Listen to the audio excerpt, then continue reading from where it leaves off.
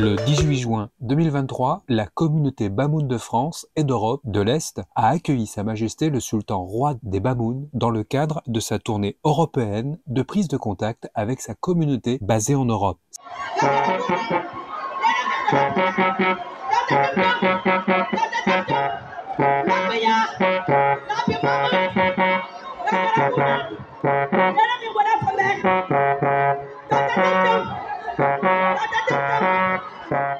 Cette journée, organisée par le chef de la communauté Bamoun de France, a été l'occasion de réunir les Bamoun invités, sympathisants pour une journée festive et l'occasion d'échanger avec le roi. Une journée riche de spectacles de danse, de chanteurs, de conteurs et surtout le discours très attendu du jeune et nouveau roi des Bamoun. Un discours actuel tourné vers l'avenir tout en respectant l'histoire et la culture de la communauté.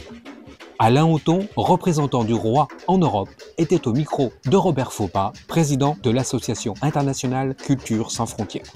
Le roi tient un discours délibérément mais fondateur de quelque chose.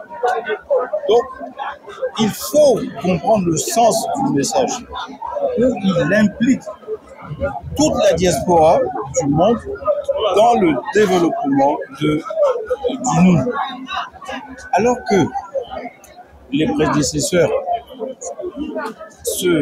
sont donnés au gouvernement et au plan, lui il dit non. Mais vous êtes une force, mes Bamoun. Alors, je compte sur vous, et vous l'avez entendu dans son message, vous êtes des élus, des bénis. Alors, il ne faut pas tout dépenser ici, mais il faut penser au développement du village. Et ça, on se sent tous concernés dans cet engagement. Donc, le roi a mis l'accent sur l'événement de Ngouen, oui, qui est un élément culturel incontournable. C'est-à-dire que le peuple Bamoun est bien ancré dans son patrimoine culturel, puisque les Bamoun souhaitent que désormais le Ngouen soit inscrit, n'est-ce pas, au patrimoine de l'UNESCO. Alors, le Ngouen, qu'est-ce que c'est le Ngouen en quelques mots?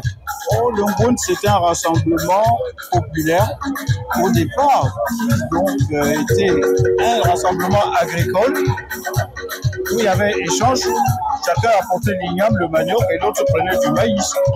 Mais au fur et à mesure, ça a été interdit, puis approprié par le roi. Il avait lieu tous les 2 ans et ça prend aussi des aspects de développement, de l'économie et puis du social, du culturel. Voilà. Donc ça veut dire que le Ngouen s'inscrit bien dans 2 objectifs, l'éducation et la santé. Oh, pas que, puisque par exemple le roi Joya qui a fait du développement le chantre de son règne, où il avait dans le social, l'éducatif, l'agricole,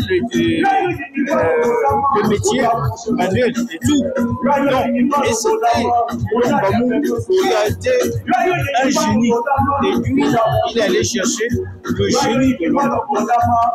Et le Ngouen s'inscrit aussi dans cette démarche. Et toi, éducateur spécialisé, tu es l'homme idéal pour pouvoir incarner le représentant du roi Bamoun en Europe. Je ne l'incarne pas en tant qu'éducateur spécialisé, non. Je sais d'où je viens. Même si ça fait plus de 40 ans que je vis en France. Mes racines, elles sont là-bas. Et je ne peux pas ne pas en tenir compte. Le Ngouen, pour moi, c'est mon identité. Non, le Ngouen, c'est un exemple de la démocratie qui date de plus de 600 ans dans le royaume Bamoun, qui permet à un monarque d'être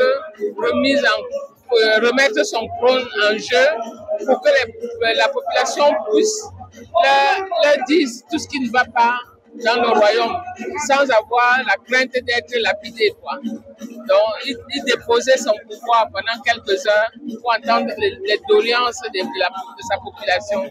Et c'est vrai qu'après ça, qu'on lui donnait, si la population était satisfaite de sa réponse et de ses promesses, on lui remettait son trône. Donc, c'est l'exemple de la démocratie à suivre, qui est encore d'actualité aujourd'hui, parce que certains ne l'appliquent pas. Merci beaucoup, princesse. Oui. Merci. Merci. Cette tournée marathon à travers l'Europe du roi des Bamoun était l'occasion de rencontrer sa communauté, mais aussi de défendre tous ensemble l'inscription du Ungwen, une grande fête Bamoun, sur la liste représentative du patrimoine culturel immatériel de l'humanité pour une meilleure visibilité du patrimoine culturel immatériel du Cameroun.